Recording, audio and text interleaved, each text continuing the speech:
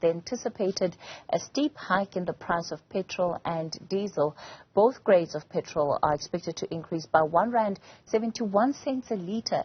Diesel expected to go up by R2.84 more per litre. This is all from Wednesday. We're joined by Organization Undoing Tax Abuse CEO Wayne Duvenage. Wayne, good evening. Look, these increases are quite dramatic, and I think all of us are really going to be feeling the pinch of these increases over the next couple of months if they stay intact for a little bit longer. Absolutely. And this is going to have an impact on inflation and a number of other areas. So it is a concern. It's largely as a result of international prices of crude oil, which is impacted by a number of factors, but doesn't bode well. You know, when you just think 2 years ago, we were below 20 Rand, so we're well up again into the 25s now, and it's going to not looking good, especially where the Rand is. The Rand is weak. The reality is that this comes in a climate where many South Africans, of course, are struggling economically, Wayne. People are struggling to make ends meet, and, you know, price fluctuations like this one only add to that already existing burden. Absolutely. It is a serious concern. And not only that, you know, local rates and tariffs are going up. Municipalities are not containing their costs, just passing this on to the households, as you say. Petrol prices lumped on top of that, just the cost of living increasing every which way you can. This is a symptom of government just not controlling its costs, getting the economy where it should, strengthening the Rand.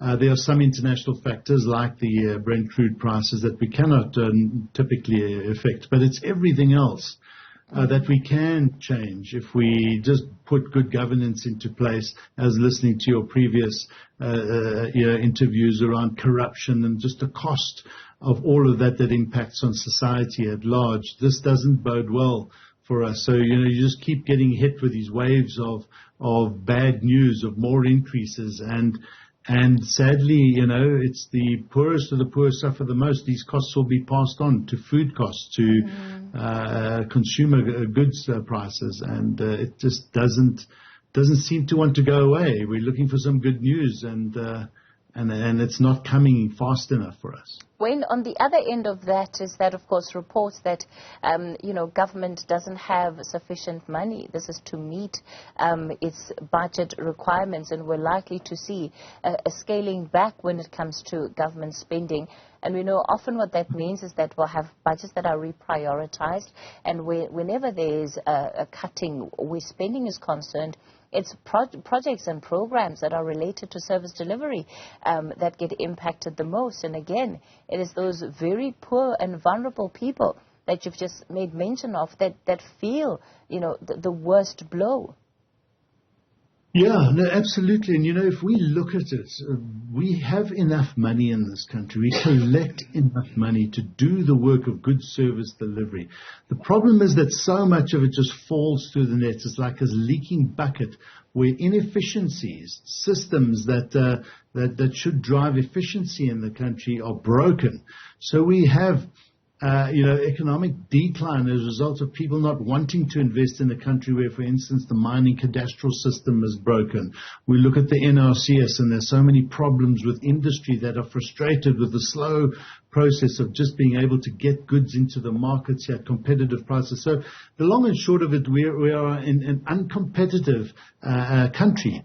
We should be boxing well above our weight, and yet we're not. We are in a decline consistently because of ineptitude, inefficient systems, lack of good governance, and these costs are just merely passed on to the consumer, passed on to the taxpayer, passed on to the ratepayer, without government taking an introspective look at how can it save money on its bloated processes that we have.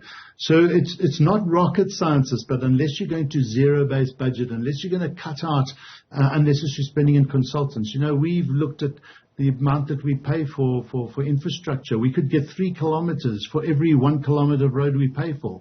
We could get 3 RDP houses, 3 clinics, 3 schools. And I'm saying this just generically, but we look at the price we pay as a country. There's just so many middlemen, so many additional fees, and then the quality of some of that construction and infrastructure build just has to be redone again. It is really a sad situation. We shouldn't be in this position. All right, Wayne Duvenage, we'll have to leave it there for tonight. He, of course, is with Outa.